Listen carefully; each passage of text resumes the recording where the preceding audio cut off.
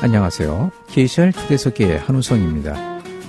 내 아들아, 너의 마음이 지혜로우면 내 마음도 기뻐하고 너의 입술이 올바른 것을 말하면 내 속도 즐거워한다.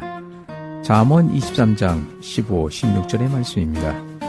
KCR 초대석에서는 뉴질랜드 한인 여성의 폰으로 변호사님들과 유익한 이야기를 나누는 시간을 마련하고 있습니다. 오늘은 CL로의 정소미 대표 변호사와 이야기를 나누는 시간을 마련했습니다. 안녕하세요. 안녕하세요. 네. 본인 소개를 좀 해주시죠. 네, 제 이름은 정소미라고 하고요. 저는 오클랜드 대학에서 법을 전공했고 지금 15년째 오클랜드에서 변호사 일을 하고 있습니다. 네. 현재 그 CL로의 그 대표 변호사라 계신데요. CL로는 어떤 법률 회사일까요?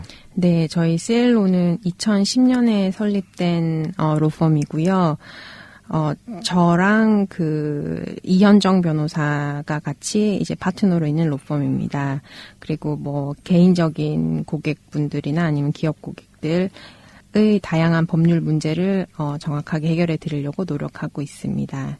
그리고 의뢰인들이 직면한 법률상의 문제는 제각기 다르기 때문에 또 원하는 결과나 해결책이 다 다르기 때문에 저희는 풍부한 경험과 실무 경험을 토대로 법률 조언을 해드리고 또 합리적인 비용으로 해결 방안을 제공해 드리려고 노력하고 있습니다. 현재 그 CLO에서는 어떤 분들이 일을 하고 계신가요? 네, 저희 다른 파트너로 이현정 변호사님이 계시고 그리고 저희 법무사님으로 클레어 홍이라고 계신데 이분은 이제 중국에서 변호사 자격증이 있으신 분이고 그런데 한국 분이세요. 그래서 한국말, 중국말이 중국어가 다 플루언트 하시고 지금 현재는 뉴질랜드 오셔서 우선은 리글 익세큐티브로 저희 회사에서 일을 하고 계시고 그다음에 그 외에 로클락 친구들이 있고 저희의 서포트 스탑들이 있습니다. 그 법률에도 이제 여러 분야가 있겠는데요. CLO에서 주로 담당하는 업무는 지금 어떤 일을 하고 계신지요? 저희의 주 업무는 이제 상법이고요. 상법, 회사 이 업무들이 저희 주 업무이고 그 외에 이제 부동산 업무, 이민 업무도 하는데 부동산 업무라 하시면 주로 매매 많이 생각하시는데 매매뿐만 아니라 부동산에 관련된 프로퍼티 관련된 분쟁이라든지 아니면 서브디비전이라든지 그 프로퍼티 연관된 모든 업무들을 전문으로 하고 있습니다. 오늘은 그 법률 사항 중에서 어떤 내용에 대해서 말씀을 해 주시겠습니까? 오늘 어떤 내용에 대해서 말씀드리면 좋을지 제가 생각을 많이 했는데요.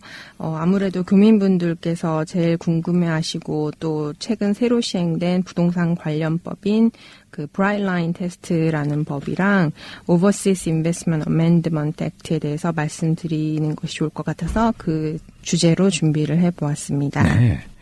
그렇다면 브라이트 라인 테스트, 이거는 무엇일까요? 브라이트 라인 테스트는 2015년 10월 1일부터 시행된 부동산 양도소득세에 관한 법입니다. 뉴질랜드에는 양도소득세가 없다고 일단은 기본적으로 알고 계시고요. 근데 이제 이게 2015년에 이에 따른 법이 변경이 되었는데요. 이 테스트를 간단히 말씀드리자면은 2015년 10월 1일 이후부터 2018년 3월 28일 사이에 주택용 부동산을 구매하신 경우에는 구입하신 다음에 2년 안에 파시게 되면은 양도소득세를 내셔야 되고요. 네. 그다음에 2018년 3월 29일 이후에 주택을 구입하신 분들은 5년 안에 팔게 되시면 양도소득세를 내셔야 하는 의무가 생깁니다. 네. 2015년 10월 1일 이후부터 2018년 3월 28일 사이에 주택용 부동산을 구입하신 후 파신 경우에는 2년 안에 팔게 되면 양도소득세를 내야 되고요. 네네. 2018년 3월 29일부터 그 후로 부동산을 구매하신 분은 파실 경우에는 이제 5년 안에 파시면은 양도소득세를 내야 한다는 그런 말씀이군요. 부동산을 매각할 때 양도세는 그 조항인데요. 그러면 어떤 경우 브라이트 라인 테스트가 적용될까요? 네, 브라이트 라인 테스트는 Transfer of Residential Land에 적용이 됩니다. 여기서 transfer라는 단어가 중요한데요.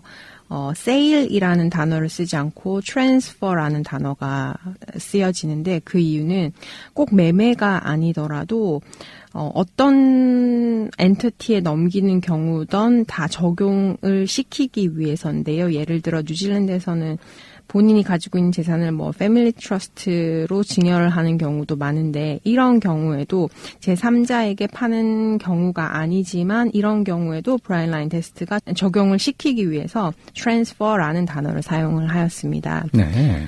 그리고 브라이언 라인 테스트에 사실 예외가 있습니다. 모든 부동산에 트랜스퍼된 부분에 대해서 텍스가 적용이 되지는 않고요. 세 가지 종류의 예외가 있는데요. 그 첫 번째가 메인 홈 익셈션입니다. 메인 홈 익셈션은 본인이 이제 살 목적으로 주거하기 위해서 그 목적으로 집을 구입하시는 경우에는 예외에 속합니다. 그래서 자가주택은 5년 안에 팔게 되시더라도 뭐 2년이든 5년이든 팔게 되시더라도 텍스를 내지 않으신데요. 네. 메인홈 익셈션은 5년 동안 2번까지 트랜스퍼가 가능하십니다. 그래서 자가집을 살려고 5년 안에 2번까지는 세금을 내지 않고 이제 집을 옮기실 수 있으십니다.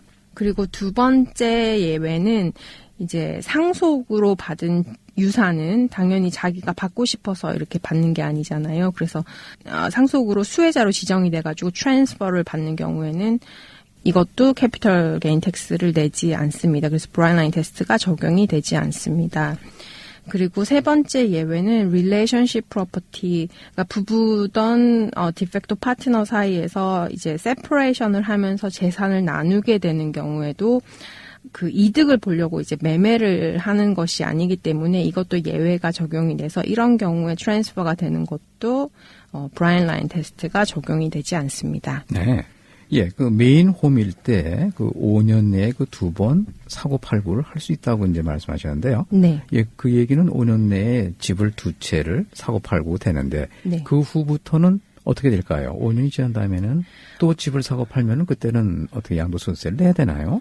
그렇죠. 5년 안에 2번까지밖에 익셈션이 적용이 되지 않기 때문에 5년 안에 2번 이상 사고 팔고가 이루어지는 경우에 메인 홈이라 할지라도 그 부분에서는 캐피털 게인 텍스가 페이하셔야 되는 경우가 됩니다. 예, 브라이트 라인 테스트에서 그 레지던셜 랜드에만 적용된다고 말씀하셨는데요. 예, 그렇다면 레지던셜 랜드란 뭘 뜻할까요?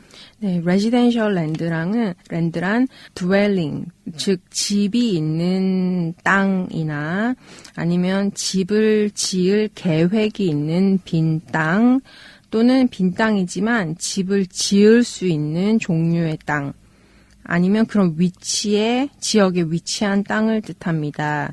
그렇기 때문에 뭐 상가나 팜랜드 이렇게 non residential 사람이 살지 않는 그런 랜드에 있는 건축물들은 이제 브라이언 라인 테스트가 적용이 되지 않습니다. 네, 그렇군요. 예, 브라이언 라인 테스트의 그 2년 또는 이제 5년이라는 기간이 있는데요. 예, 이거는 언제부터 이렇게 계산이 될까요? 예, 그 계산하는 그 시점이 굉장히 중요하실 텐데요. 그 시작 시점은 date of acquisition 으로부터 date of disposal이라고 정의가 되는데요.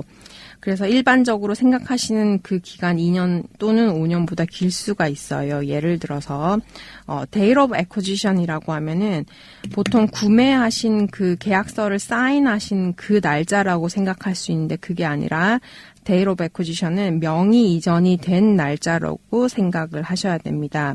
그렇기 때문에 계약서는 뭐 1월에 하더라도 뭐 세트를 하신 잔금 치르고 명의가 넘어온 게 5월이면 그 5월부터 시작이 되신다고 생각을 하셔야 돼요. 네. 그래서 뭐 계약서 날짜가 중간에 앞당겨지거나 미뤄진 경우 이런 걸로만 봐서는 date of acquisition을 알 수가 없고 그래서 등기가 넘어온 날을 항상 체크를 해야 됩니다. 예, 그렇다면 그 day of disposal은 또 어떻게 또 날짜가 결정이 될까요? 예, 그런데 또 date of disposal은 또 acquisition과 또 정반대세요. 그래서 그 계약서가 사인된 날이 그 date of disposal이세요. 그래서 세트라는 날짜는 상관이 없습니다. 그래서 이 계산하는 기간이 생각보다 2년 또는 5년보다 훨씬 넘으실 수가 있어요. 그러니까 계약서를 사인하고 사인한 날은 처음 구매하셨을 때 사인한 날은 카운트 되지 않고요. 그래서 처음 사셨을 때 세틀한 날로부터 파는 매매 계약서가 사인된 날짜까지를 계산을 하셔야 돼요. 네. 예, 근데 이 기간을 따질 때 혹시 그 뭐 예외는 또 없습니까? 네, 이 기간을 따질 때 적용되는 예외가 있는데요. 예를 들어 off the plan이라는 그 계약을 주로 저희가 변호사들이 말을 하는데 이런 거는 어떤 거냐면 이제 플랜을 보고 계약을 하시는 경우를 말씀하세요. 그래서 네. 뭐 아파트나 아니면은 지금 요즘 홉슨빌 포인트에 많이 이제 개발이 이루어지고 있는데 아직 지어지지 않았지만 도면을 보고 계약을 하는 경우에는 그 날짜 계산이 좀 다릅니다. 왜냐하면 이런 계약들은 계약서를 사인하신 다음에 완공이 되는 게 뭐 1년, 2년, 뭐 늦으면 3년 후에 이루어지기도 해요. 그렇기 때문에 이런 경우에 세틀이 이루어지고 계약서 사인한 날로부터 3년 후에 세틀이 이루어지고 그로부터 또 2년이나 5년을 기다려야 된다는 거는 되게 불공평하기 때문에 예, 이런 경우에 off the plan은 계약한 날짜로부터 date of acquisition을 계산하게 됩니다. 네. 예, 그렇다 그러면 조금 더 이득이 좀 될 수가 있겠네요. 그렇죠. 예, 브라트라인 테스트가 이제 적용되지 않는 예를 간단하게 말씀해 주셨는데요. 예, 그걸 좀 더 자세하게 한번 예를 들어서 설명을 해 주시겠습니까? 네. 브라이트라인 테스트가 적용되지 않는 메인 홈 익셈션에 대해서 제가 예를 들어 좀 설명을 드릴게요. 네. 메인 홈 익셈션에 브라이트라인 테스트가 적용이 되지 않아서 5년 안에 팔더라도 2년 또는 5년 안에 팔더라도 세금을 내지 않는데 그럼 이 메인 홈은 무엇이냐라는 또 정의를 따져봐야 됩니다. 그래서 어떤 분들은 집이 한 채 이상의 집이 있으신 분들도 있으시기 때문에 그러면 어떤 집이 메인홈이고 어떤 집이 메인홈 익셈션으로 매매를 하더라도 세금을 내지 않는가 이제 요거를 따지게 되는데 요걸 따지는 그라운드는 greatest connection 그 집에 얼마만큼 더 커넥션이 있는지를 이제 따지고 봅니다.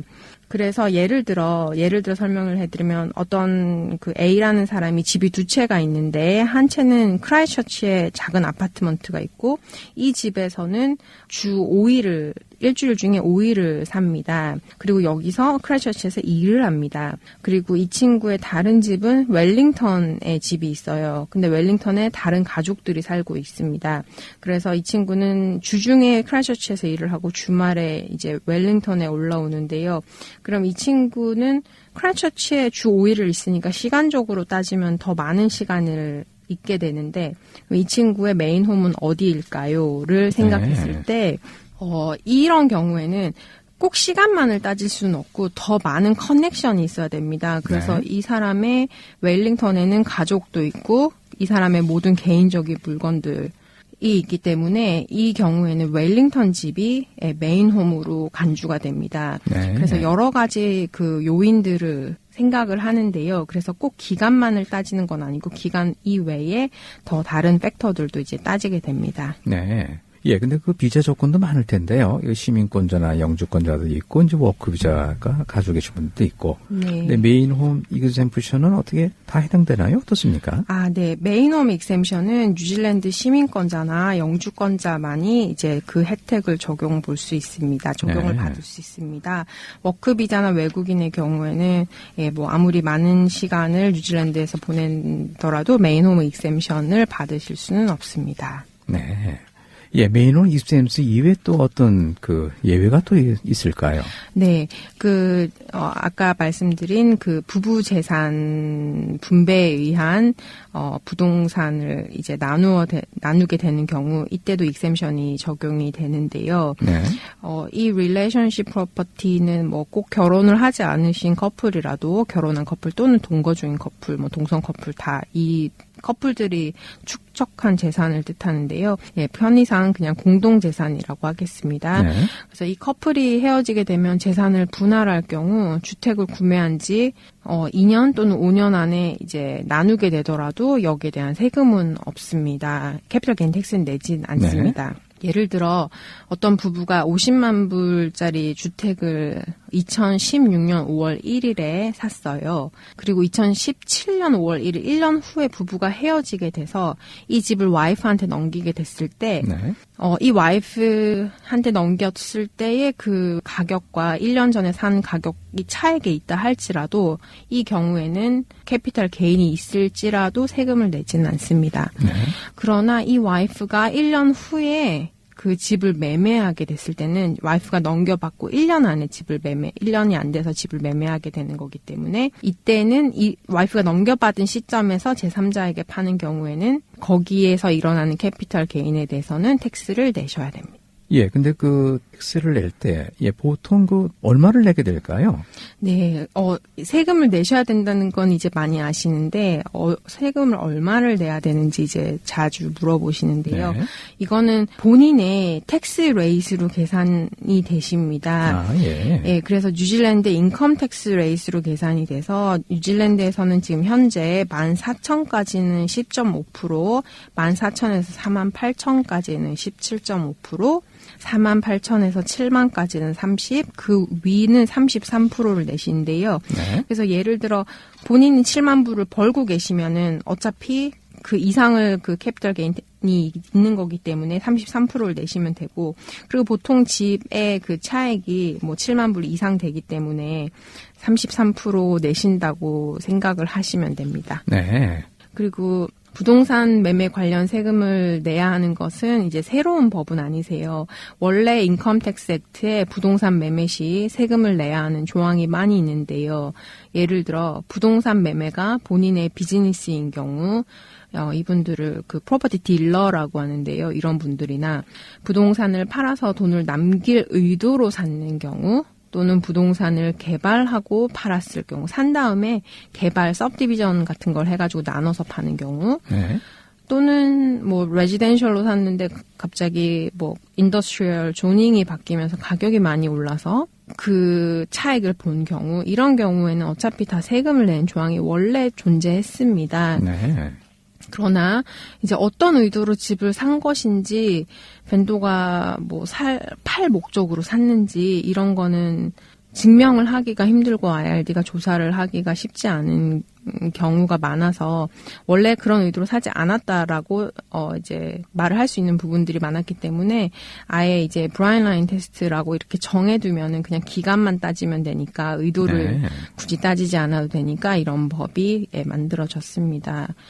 그리고 부동산을 이제 비즈니스로 하지 않으시는 분이라도 뭐 롱텀 인베스트먼트나 헐리데이 홈으로 샀지만 뭐 개인적인 문제나 금전적인 문제로 팔아야 할 경우에도 의도와는 상관없이 이제 브라이언 라인 테스트에 걸리면 세금을 내셔야 되는 경우가 많기 때문에 이런 부분, 이제 부동산을 구입하시던지 매매하실 경우에 전문가를 만나서 자문 받고 하시는 것이 중요하게 되었습니다. 네.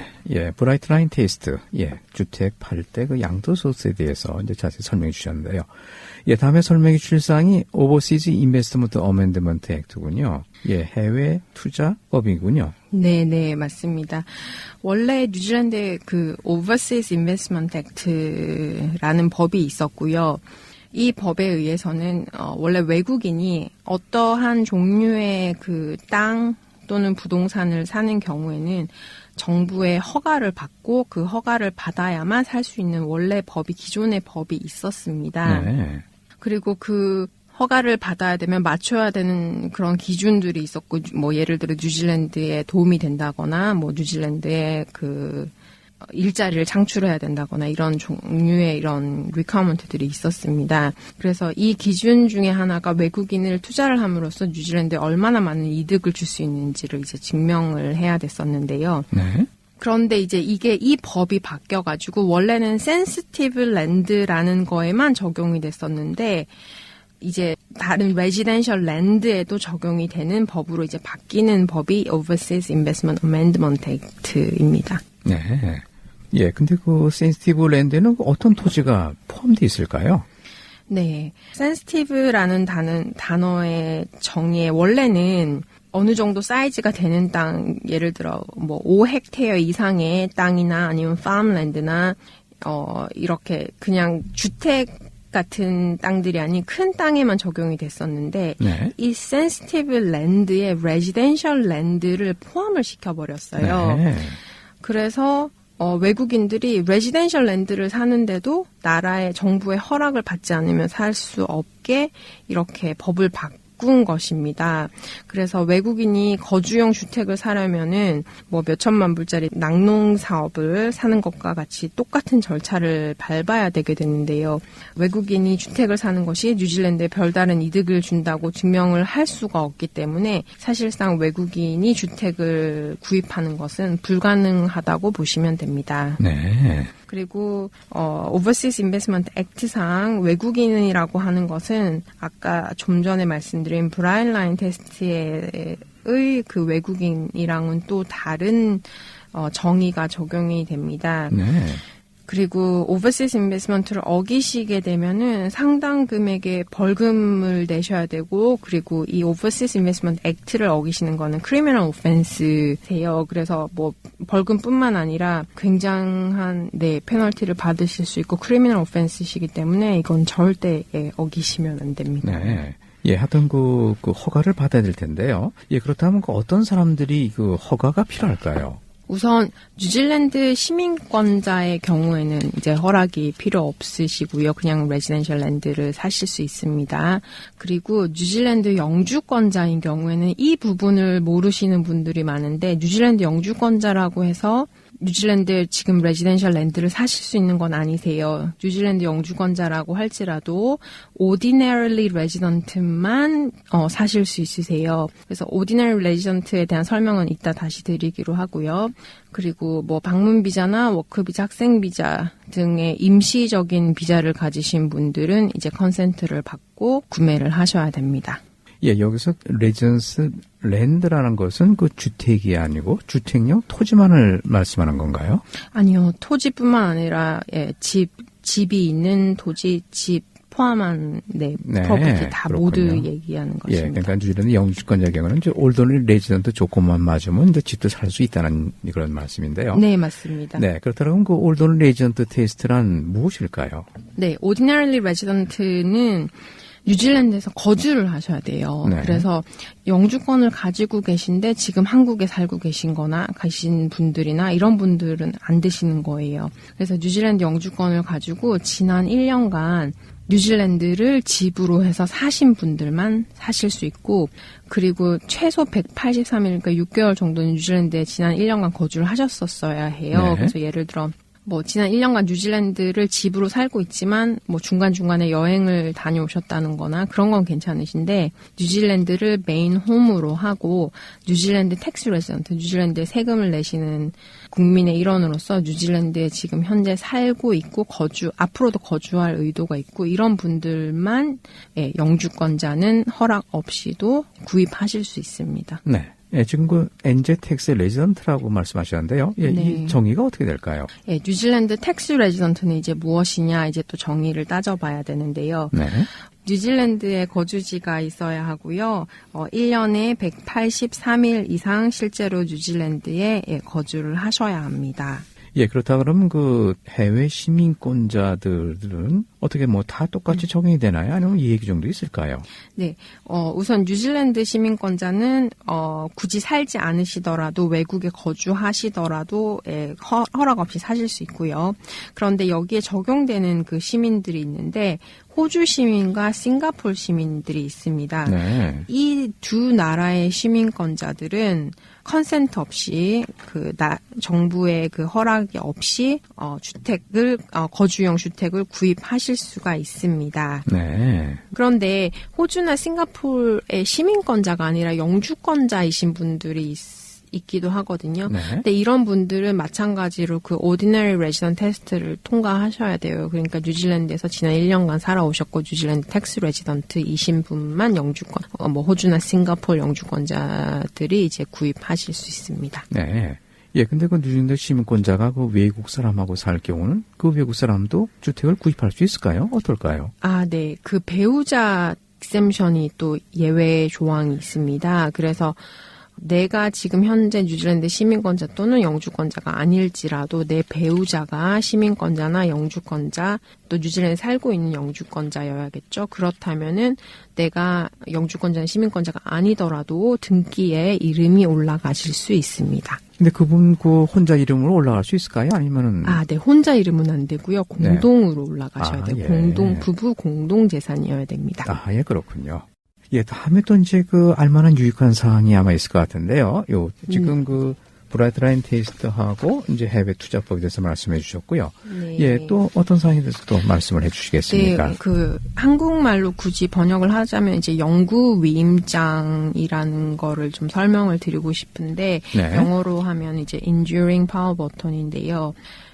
이제 한국이랑 이거는 뉴질랜드의 좀 사고의 차이나 시스템이 달라서 잘 모르시는 분들이 많아서 저희도 이제 저희 손님들한테 많이 이제 에듀케이트 하려고 노력하고 있는 부분이고, 네. 그리고 정부에서도 노인분들을 대상으로 이제 많이 에듀케이션을 하고 있고, 그리고 이 나라 병원에 가시더라도 의사가 혹시 영구 위임장 해 놓으셨습니까? 라는 질문을 받아보신 분들이 있으실 거예요. 네. 그래서 그게 정확하게 뭔지 모르셨던 분들이 많으셨을 것 같아서 이 부분에 대해서 제가 설명을 좀 드리려고 합니다. 네.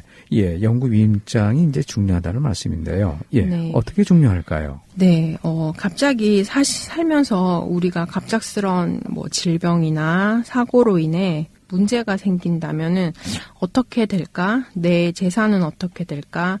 나의 안위는 어떻게 될까? 누가 책임질까? 누가 돌볼 수 있을까? 이런 불안함을 한 번쯤은 생각해 보셨을 텐데요. 만에 하나 사고를 당하거나 심각한 질병으로 인해서 스스로 결정을 내릴 수 없거나 의사소통이 불가능한 상황이 온다면 본인의 재산권이나 일신상의 관리에 대해서 누가 결정권을 가질 수 있을까요? 그래서 위임장이란 게 이제 뉴질랜드에서는 필요합니다. 위임장이란 다른 사람에게 어떤 사항에 대해서 대리권을 줄 것을 증명하는 문서인데요. 위임인의 재산이나 은행 계좌, 부동산 등 모든 종류의 재산에 있어서 위임인을 대리하여 권한을 행사할 수 있도록 허락해주는 서류입니다. 네. 크게 위임장은 두 가지가 있으세요. 일반 위임장은 많이들 들어보셨고 있으신 분들도 있을 거예요. 예를 들어 내가 정신적으로 멀쩡하신데 내가 외국에 간다거나 이런 경우에 내 배우자에게 권한을 주고 내 대신 사인을 할 수 있는 권한을 주는 거, 이제 이런 거는 이제 파워 버터니로 일반 위임장이고요. 제가 오늘 말씀드리려고 하는 것은 영구 위임장 enduring 파워 버터니로 이 enduring은 이제 본인이 스스로 이제 결정을 내릴 수 없는 그런 상태가 되셨을 때 효력이 나타나는 그런 위임장입니다. 예, 근데 그 두 위임장의 차이는 어떻게 날까요? 네, 일반 위임장은 본인이 결정을 내릴 수 있는 정신상에 전혀 문제가 없으신 경우에 이제 본인이 편의상 뉴질랜드를 이제 일 때문이던 안 계신 경우에 이제 나를 대신해서 처리할 일이 있는 경우에 내 가족의 누군가에게 아니면 또는 믿을 수 있는 누군가에게 그 권리를 위임하고 그분이 일 처리를 하실 수 있게 하는 부분이고요. Enduring Power of Attorney는 내가 정신적으로 문제가 생겼을 때 내가 결정을 할 수 없는 상황이 됐을 때만 효력이 나타나는 것입니다. 그래서 영구 위임장은 위임인의 의사를 결정할 수 있는 그 무능력자가 되었을 때 미리 선임한 대리인의 위임인을 대신해서 재산 관리나 일신상의 관리에 대해서 결정을 해줄 수 있도록 대리 권한을 주었다는 사실을 증명하는 문서입니다. 네. 정상적인 상태일 때만 만드실 수 있고요. 이미 정신적으로 문제가 생겼거나 내가 결정을 할 수 없는 그런 상태가 되신 다음에는 이 위임장을 만드실 수가 없습니다. 네. 그래서 이게 제일 중요한 부분인데요. 그래서 지적 능력을 이미 상실한 상태에서는 또는 의사소통이 불가능한 상황에서는 이 대리인을 선임할 수 없기 때문에 이런 경우가 됐을 때 이제 가족들은 어떠한 결정도 내릴 수 없어서 되게 굉장히 힘든 상황에 놓이게 됩니다. 그리고 영구 위임장에도 종류가 두 가지가 있습니다. 하나는 재산을 관리할 수 있는 권리를 주는 위임장이 있고, 다른 하나는 나의 건강이나 복지, 이런 부분에 대해서 누구에게 맡긴다, 누구에게 위임한다는 그런 두 가지 종류로 나뉘게 됩니다. 먼저 재산 관리용 위임장은 위임인이 의사를 결정할 수 없는 상황이 되었을 때 위임인을 대신해서 재정과 자산을 관리할 수 있도록 하는 문서인데요. 1인 또는 멀티플로 2분, 3분 이렇게 같이 관리를 할 수 있게 그렇게 선임하실 수 있으시고요. 보통은 배우자나 아니면 자녀분들, 성인 자녀가 있으면 자녀분들, 친한 친구나 아니면 뉴질랜드에서는 퍼블릭 트러스트라는 트러스트를 많이 쓰시기도 하십니다. 그래서 이런 대리인을 선임을 하셔 놓으면은 내가 문제가 생겼을 때 내 재산을 누군가가 이제 처리를 하거나 관리를 할 수 있게 됩니다. 네. 예, 위임장이 영구 위임장이었으면 이제 가족들도 이제 어떻게 할 수 없다는 말씀이고요. 네, 맞습니다. 이걸 잘 모르시는데요. 아마 한국에서는 가족이 이런 의사 무능력자가 되었을 때 아마 배우자나 가족들이 치료나 어떤 의료 혜택이나 이런 부분에 대해서 결정을 할 수 있는 권리가 있는 것 같아요. 네. 제가 한국법을 전공하진 않아서 잘 모르겠는데, 근데 뉴질랜드에서는 아무리 배우자라 할지라도 그런 것을 결정할 수가 없습니다.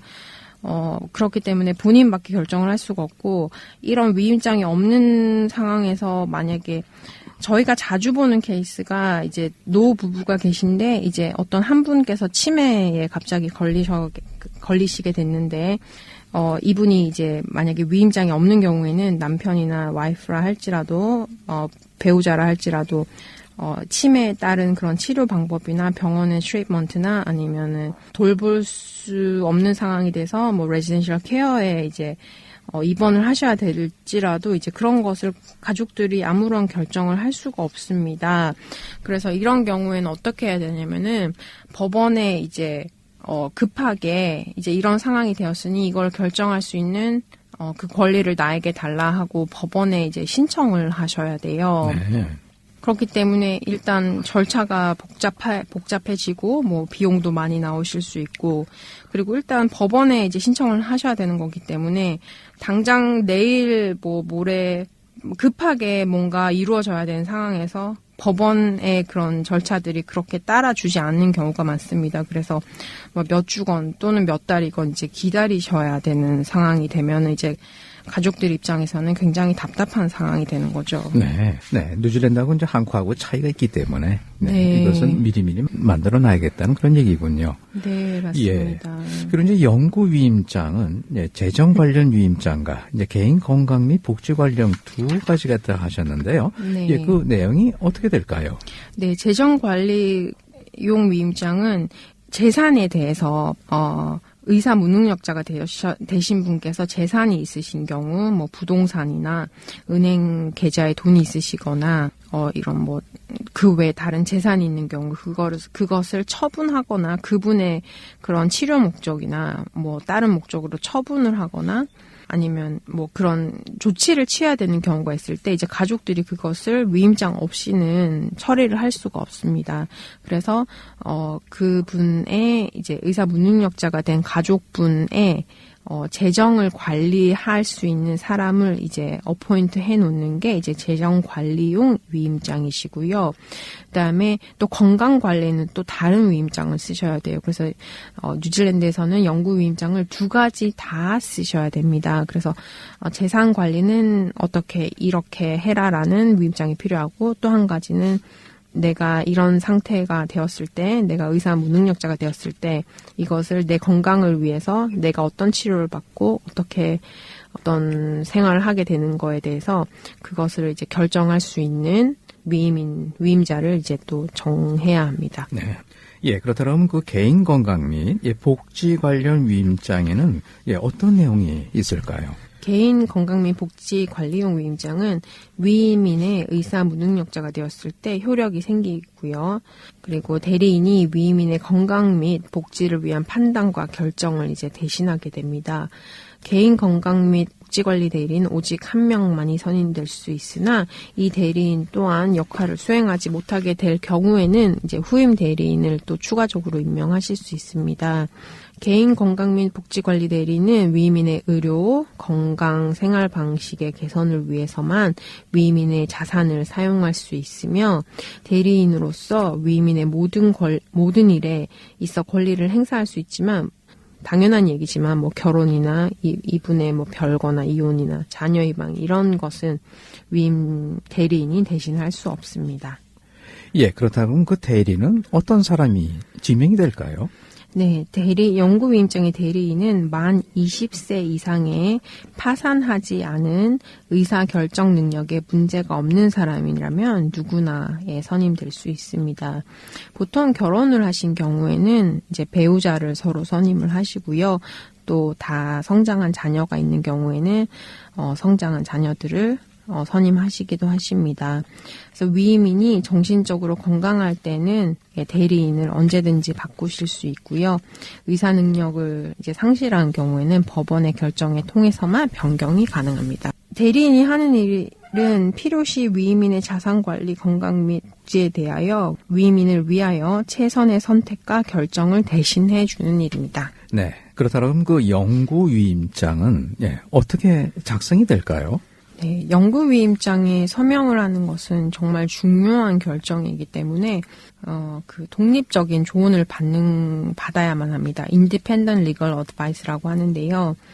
법적으로 이 영구 위임장에 효력이 있으려면 그 대리인과 위임하신 분과 그 위임을 받은 대리인의 서명이 반드시 그 법적으로 승인된 절차에 따라서 이제 서명을 하셔야 됩니다.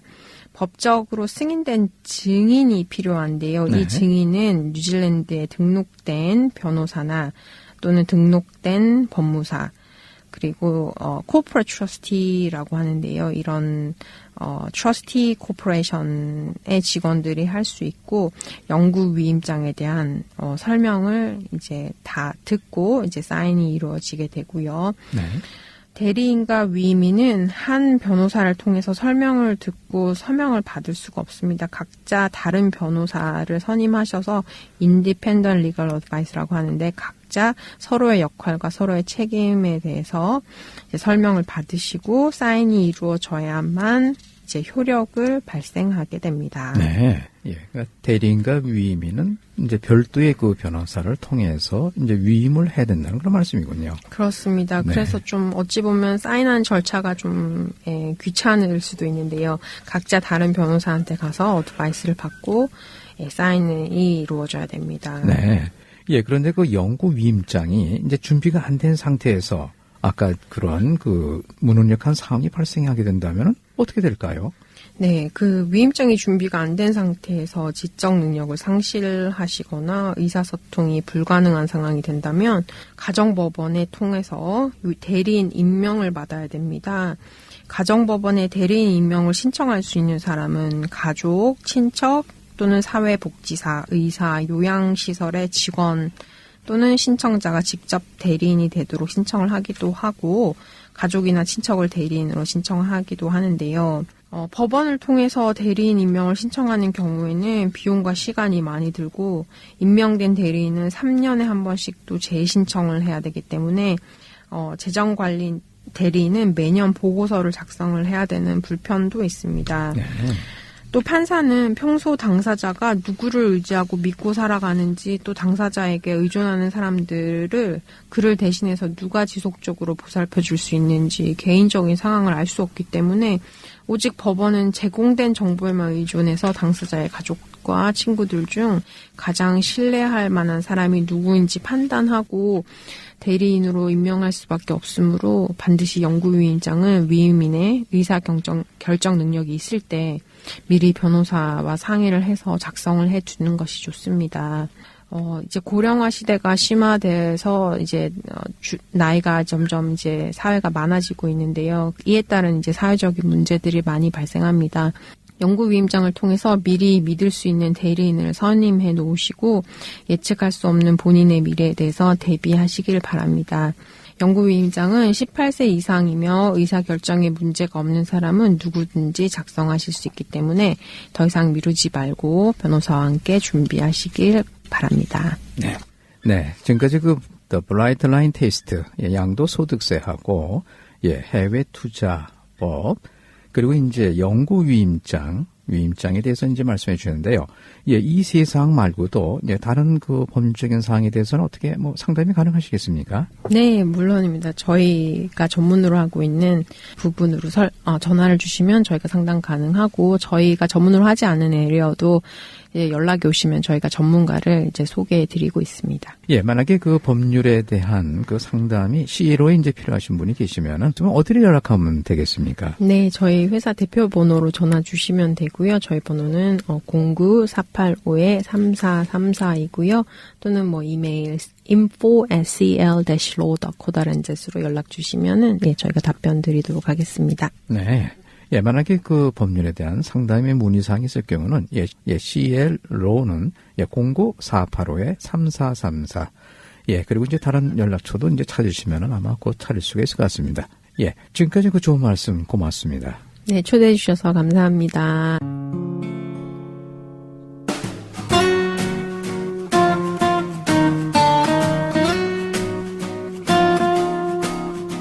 내 아들아, 너희의 마음을 나에게 다오.